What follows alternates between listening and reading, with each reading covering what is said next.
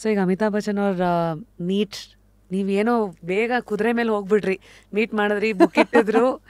I mean what happen there? ಎಷ್ಟು ದಿವಸದ ಒಂದು ಇಂಟ್ರ್ಯಾಕ್ಷನ್ ಅದು before the show went live?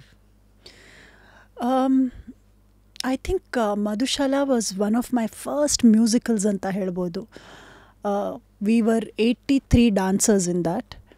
And ಆ ಮ್ಯೂಸಿಕಲಲ್ಲಿ so first meeting Amitabh Bachchan ಅವರನ್ನು ಮೀಟ್ ಮಾಡಿದಾಗ ಅವ್ರು ಹೇಳಿದ್ರು, ಇದು ನನ್ನ ತಂದೆ ಬರೆದಿರುವಂತಹ ಕವಿತೆ, ಅದಕ್ಕೆ ನಾನೇ ಖುದ್ದಾಗಿ ಬ್ರೀಫ್ ಮಾಡಬೇಕು ಅಂತ ಯೋಚಿಸಿದೆ. ಬಿಕಾಸ್ ಯಾರ್ಯಾರೋ ಬ್ರೀಫ್ ಮಾಡಿದ್ರೆ ಬೇರೆ ಬೇರೆ ಅವ್ರದ್ದೇ ಇಂಟರ್ಪ್ರಿಟೇಷನ್ ಬರುತ್ತೆ.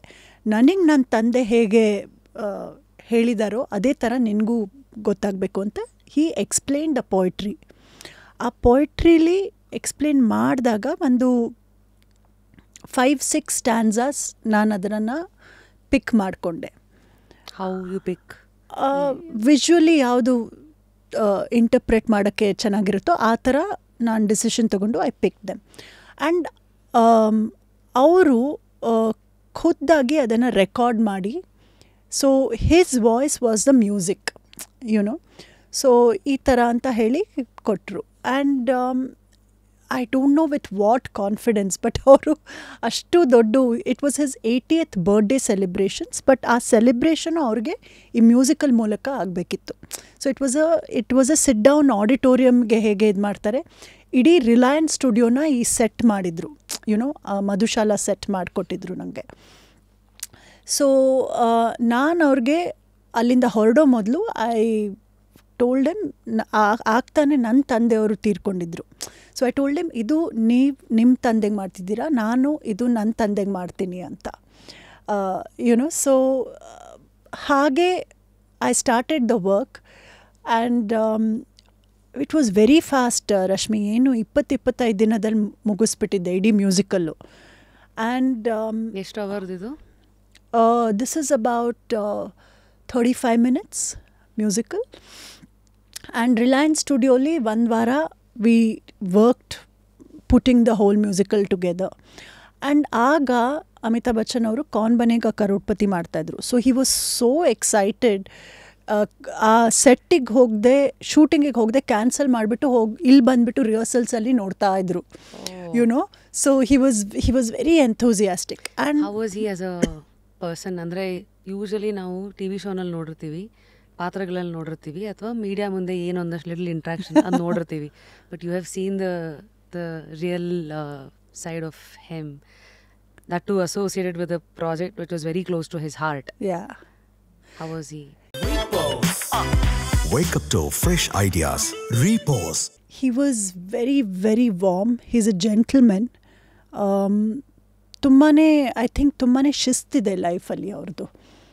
ಟೈಮ್ ಆಗಿರ್ಬೋದು, ಹೇಗೆ ಪ್ರೆಸೆಂಟೇಷನ್, ಕಾಫಿ ಟೀ ಹೇಗಿಡಬೇಕು ಅದೆಲ್ಲನೂ ಪರ್ಟಿಕ್ಯುಲರು.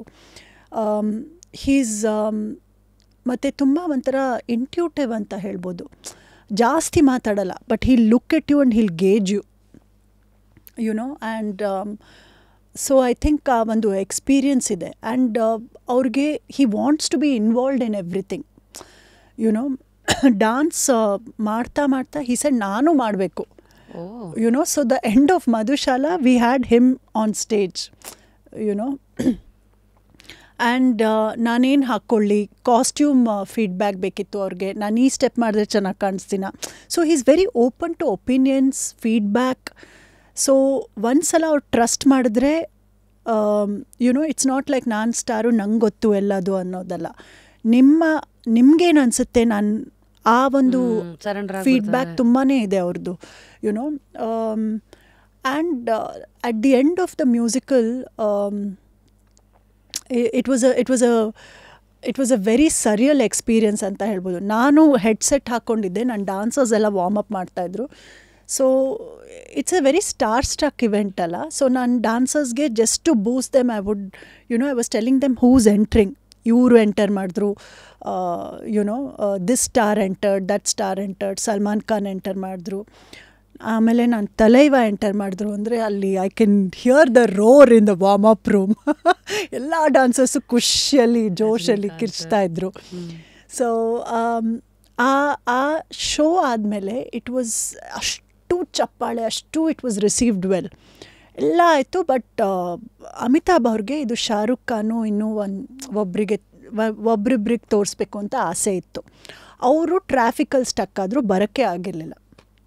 ಸೊ ಅವ್ರು ಹೇಳಿದ್ರು ಪುನಃ ಮಾಡೋಣ ಇದನ್ನು ಅಂತ. ಸೊ ನಾವೆಲ್ಲ ಶೋ ಮಾಡಿ ರಿಹರ್ಸಲ್ಸ್ ಎಲ್ಲ ಆಯಿತು, ಶೋ ಆಯಿತು ಅಂದ್ಬಿಟ್ಟು ಎಲ್ಲ ವಾಪಸ್ಸು ರಿಲ್ಯಾಕ್ಸ್ ಆಗಿದ್ವಿ ನಾವು. ಇಲ್ಲ ವಾಪಸ್ ಪುನಃ ಮಾಡೋಣ ಈಗ ಅಂತ ಹೇಳಿ ದೆನ್ ಆ್ಯಂಡ್ ದೇರ್. ಸೊ ರಾತ್ರಿ I think around 1 o'clock or so ಪುನಃ ಮಾಡಿದ್ವಿ ಇಡೀ ಶೋನ for Shahrukh and many other guests. ಎಲ್ಲರೂ ಯಾರು ನೋಡೋಕ್ಕಾಗಲಿಲ್ವೋ ಸೆಕೆಂಡ್ ರೌಂಡ್ ಆಯಿತು ಈ ಶೋ. ಇನ್ನೂ ಖುಷಿಯಲ್ಲಿ ಅವ್ರು ಡ್ಯಾನ್ಸ್ ಮಾಡಿದರು ಅಮಿತಾಬ್ ಅವರು.